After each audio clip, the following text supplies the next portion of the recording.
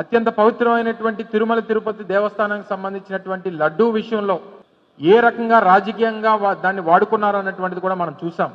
చివరికి జరుగుతున్నటువంటి పరిణామాలు, నిన్న జరిగినటువంటి ఘటన, రాష్ట్ర వ్యాప్తంగా కోట్లాది మంది తిరుమల తిరుపతి దేవస్థానానికి సంబంధించినటువంటి ఆ వెంకటేశ్వర స్వామి భక్తులు, అలాగే దేశవ్యాప్తంగా ప్రపంచంలోనే అత్యంత పవిత్రమైనటువంటి హిందూ దేవాలయం తిరుమల తిరుపతి దేవస్థానం.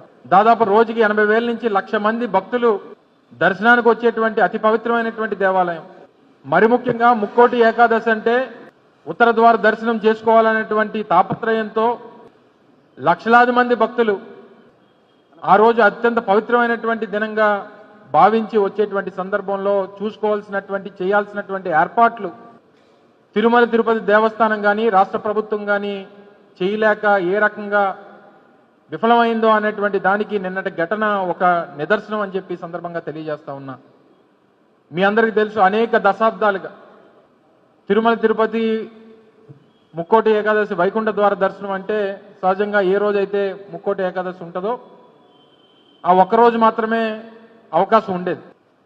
కానీ మా ప్రభుత్వం గతంలో 5 సంవత్సరాలు అధికారంలో ఉన్నప్పుడు ఆ రోజు భక్తుల తాలూకా మనోభావాలకి అనుగుణంగా, ఎందుకంటే ముక్కోటి ఏకాదశి అనగానే దేశవ్యాప్తంగా ఉన్నటువంటి అనేక మంది విఐపీస్ కానీ లేదా అనేక మంది ఇతరితర రాష్ట్రాల నుంచి వచ్చేటువంటి భక్తులు కానీ పెద్ద ఎత్తున పోటెత్తా ఉన్నారు.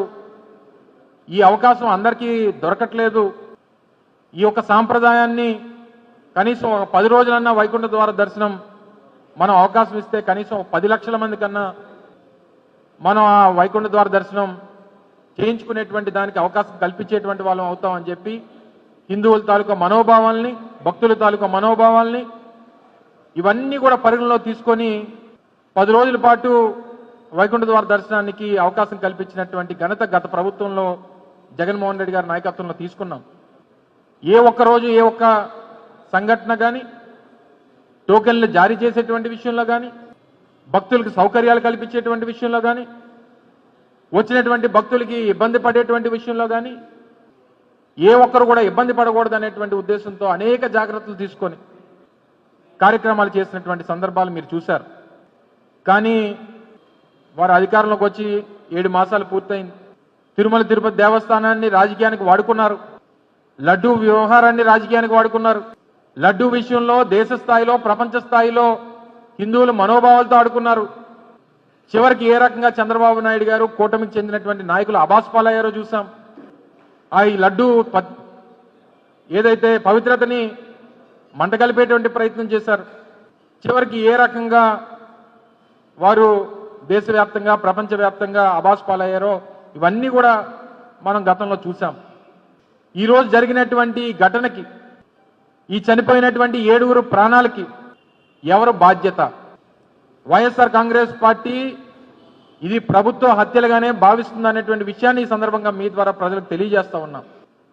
ఎందుకు ప్రభుత్వ హత్యలుగా భావిస్తా ఉందనంటే, ఇది ఎంత పవిత్రమైనటువంటి రోజు, ఈ పవిత్రమైనటువంటి ఈ రోజుకి వచ్చేటువంటి భక్తుల తాకిడిని బేరీజు వేయాల్సినటువంటి అవసరం ప్రభుత్వం మీద ఉంది, అధికారుల మీద ఉంది, టీటీడీ అధికారుల మీద ఉంది, రెవెన్యూ శాఖ స్థానికంగా ఉన్నటువంటి రెవెన్యూ డిపార్ట్మెంట్ కానీ, పోలీస్ డిపార్ట్మెంట్ కానీ, ఇంటెలిజెన్స్ కానీ, ఇదంతా ఏమైపోయింది రాష్ట్ర ప్రభుత్వం అనేటువంటి విషయాన్ని మీ ద్వారా ప్రభుత్వాన్ని అడుగుతా ఉన్నాం.